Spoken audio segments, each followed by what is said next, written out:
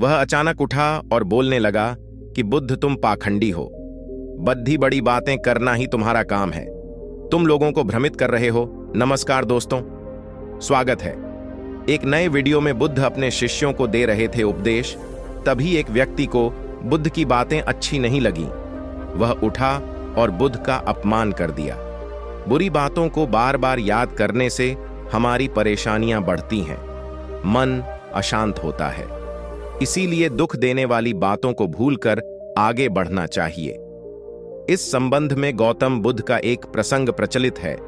गौतम बुद्ध अलग अलग क्षेत्रों में भ्रमण करते और अपने शिष्यों को उपदेश देते थे। एक गांव में वे उपदेश दे रहे थे। बुद्ध ने कहा कि क्रोध ऐसी अग्नि है जिसमें क्रोध करने वाला खुद भी जलता है और दूसरों को भी जलाता है। बुद्ध के प्रवचन सुनने के लिए बड़ी संख्या में लोग वहां बैठे थे। उन लोगों में बहुत गुस्से वाला एक व्यक्ति भी बैठा हुआ था। उसे ये बातें पसंद नहीं आईं। वह अचानक उठा और बोलने लगा कि बुद्ध, तुम पाखंडी हो। बद्धी बड़ी बातें करना ही तुम्हारा काम है। तुम लोगों को भ्रमित कर रहे हो। तुम्हारी ये बातें आज कोई मायने नहीं रखती हैं। व्यक्ति लगातार बुद्ध को अपमानजनक बातें सुना रहा था। वहां बैठे सभी लोग ये देखकर हैरान थे कि बुद्ध ये सब शांति से सुन रहे थे, लेकिन कुछ बोल नहीं रहे थे। क्रोधी व्यक्ति बुद्ध को शांत देखकर और ज्यादा क्रोधित हो गया। वह बुद्ध के पास गया और उनके मुंह पर थूककर वहां से चला गया। घर पहुंचकर क्रोधी व्यक्ति का मन शांत हुआ तो उसे अपने किए पर बहुत पछतावा हुआ। वह बुद्ध से क्षमा मांगने पहुंचा, लेकिन उस गांव से बुद्ध पड़ोस के गांव के लिए निकल चुके थे। वह व्यक्ति बुद्ध को खोजते हुए दूसरे गांव में पहुंच गया। बुद्ध पड़ोस के गांव के लिए निकल चुके थे। वह व्यक्ति बुद्ध को खोजते हुए दूसरे गांव में पहुंच गया। वहां व्यक्ति को जैसे ही बुद्ध दिखाई दिए, वह उनके चरणों में गिर गया और क्षमा मांगने लगा। बुद्ध ने उस व्यक्ति से पूछा, तुम कौन हो और क्षमा क्यों मांग रहे हो?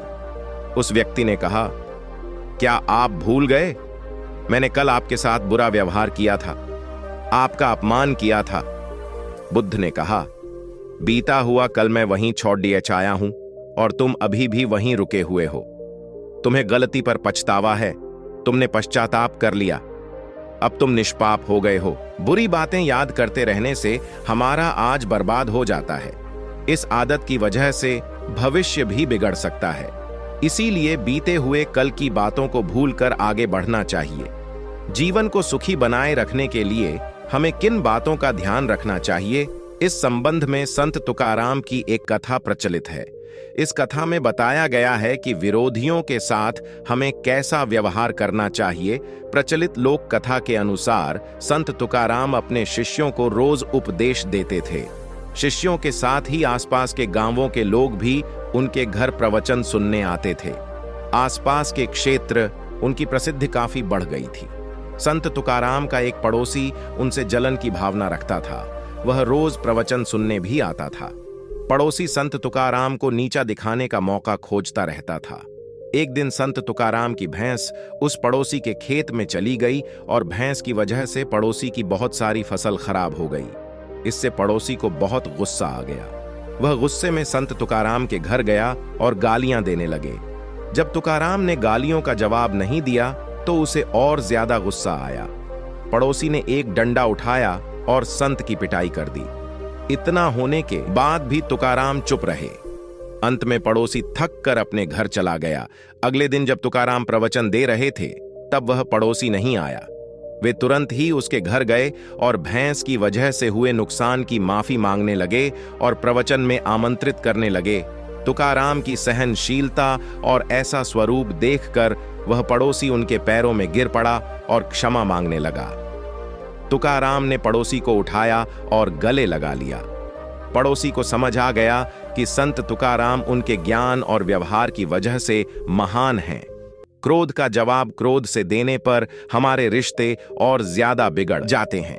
अगर कोई व्यक्ति क्रोधित है तो हमें शांति से काम लेना चाहिए।